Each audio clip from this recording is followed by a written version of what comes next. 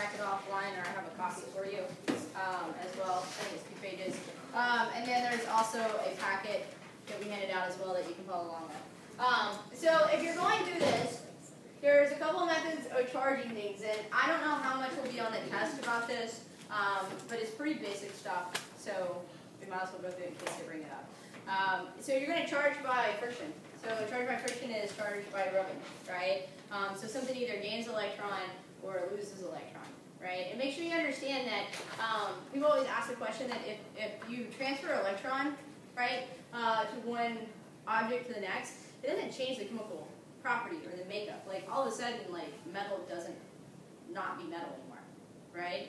The only way to change the inherent property of it is to get rid of the proton or to change the property of the inside of the structure of the atom. Does that make sense? So make sure that you understand that.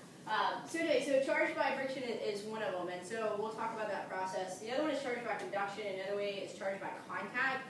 And a lot of people are like, oh, well, isn't that the same as charge by friction? No, charge by contact would be an example of, usually you have to have friction to get one charge. But let's say you have an object that, I don't know, it's plastic, and you get it positively charged or whatever. And plastic and air and rubber and things like that are insulators, right? And so then you have like a metal sphere, and you come through with that object and you touch that metal sphere. Well, you touch it, so you just make contact with that guy. And metal loves its conductor. It loves to take on electrons. And so when you touch it, and we'll explain the process, what happens is some of those electrons will jump. And that thing will become charged. So you actually don't have to rub the metal and the plastic together, you just have to touch it. Okay? And it doesn't work for all material, because if it's an insulator, they don't like usually to go with their electrons. And then you have charge by induction, which is the first process of that will be polarization. You have to polarize something, and we'll talk about what that process means. And but it's kind of a fun little process. I'm gonna try to pull a video up because the things that we have in the back don't demonstrate it as well. So we'll see. We'll go with that. Okay. So if you're looking at, I had you guys read that document because it actually is a nice little summary. But we're going to go through a little bit of this. So just a quick refresher here on charges. It says an angularly charged rod is brought near a neutral metal sphere. Which of the following is true? Well, it's got to be A, right? Because there's an attractive force between the rod and the sphere. There's really no other option there. Any doubts on that, right? Front page there, kiddo. Okay. Alright, a neutral object, right? Make sure you understand that a neutral object just has no net charge. A lot of times people are like, oh, it has no charge. That's an incorrect statement, okay? So remember that we like the word conservation. Well, that's going to also apply for charges, okay? Charge must be conserved. And so our system is that if I charge this object, let's say I have whatever, like a metal sphere, and I charge the plastic, okay, or silk or whatever you want to use here. If I charge both of those objects and one transfers electrons to the other, their net charge together has to be 0. Okay?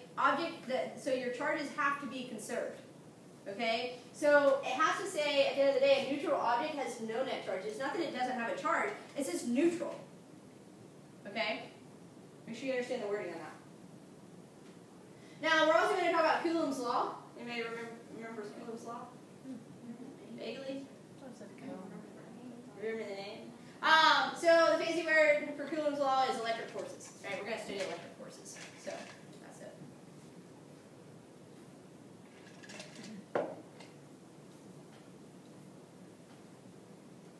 Ignore that, because we're not doing capacitors. I don't know where that came from. That's weird. Okay. All right. So you can read through this. It talks about insulators and conductors. Talks about how the insulator loves to hold on to their electrons and conductors do not. Gives you a couple examples, so you can kind of look it up. All right.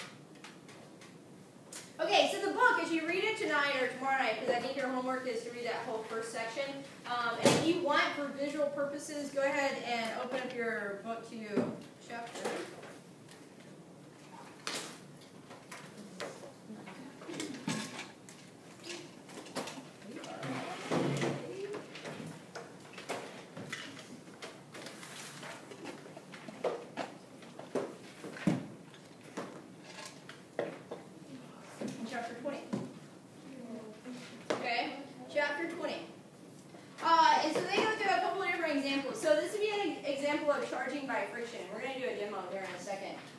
But you have two plastic objects, and what happens is that you take the plastic object and you rub it with wool. Okay, and you guys vaguely maybe you remember doing this at some point in either here in one of my honors classes or in another class. So you take the plastic and you rub the wool, right? And what happens if you look at your sheet that I gave you to read, it actually tells you who likes to lose their electrons and who doesn't like to lose their electrons. Okay, so if you're looking at this, it says that the electrons are removed from the wool. Okay, the wool likes to give up their electrons. All right, the plastic, remember, is a heavy insulator, and it really does not want to lose its electrons. And so what happens then, the plastic gains electrons, so it becomes negative, and the wool becomes positive in that case. Okay, and then we're going to do the same thing. And so what happens when you take, so you have a rod here, and this one's charged, by the way. Okay, this one is not charged. All right, not yet. All right. So what happened is you made this guy right here become positive. Just kidding. Negative. Okay? So he's negative. Alright?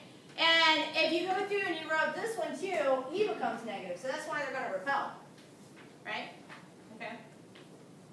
And the same thing for this silk one, right? So glass and silk is kind of an interesting one. And these are usually the most common ones for rubbing. And we'll do some other ones here in a second. So if you look at this one, it says the glass becomes positive. So this one actually becomes positive charged, okay? So glass likes to give up his electron compared to silk, and then the silk becomes negative, so it's got to go somewhere. So now these guys are positive, and they're going to repel, okay? So now you got, so the plastic and the plastic, they'll repel, and the glass will repel. That makes sense, right? Everybody good? Okay. Now, if you look here, if you're looking at this guy here, if you do the glass and the plastic, they're going to attract. Right? Because he's positive and he's negative. Right? So you did a charge by rubbing, right? Charge by friction on this one, charge by friction on this one. One's still charged up, the other one's still charged up. If you bring them close to each other, they'll attract each other. Right? That makes sense, right? Right. And you can, when you read through this tonight. Okay, this talks about the law of conservation of charges. Neither created or destroyed, right? The net charge at the end of the day has to be zero. And this is kind of another example that you can read through. Yes, ma'am? This might be but so the plastic and the last example, the plastic and the glass attracted to each other because they had opposite charges. Why would those charges not transfer? It would if they made contact. It would, okay. Yeah, but we didn't make contact. If they made contact, it would change things up. You're right. But it'll be interesting because they're both insulators, so they're not going to give up too much. Whereas if you touch two pieces of metal together, they'll usually give up equal amount. I'll show that in a second. Okay. All right, I'll let you read through this one. I'm kind of just going through this because most of the stuff, hopefully, you're like, yeah, I remember this from chemistry or somewhere. Okay. So you can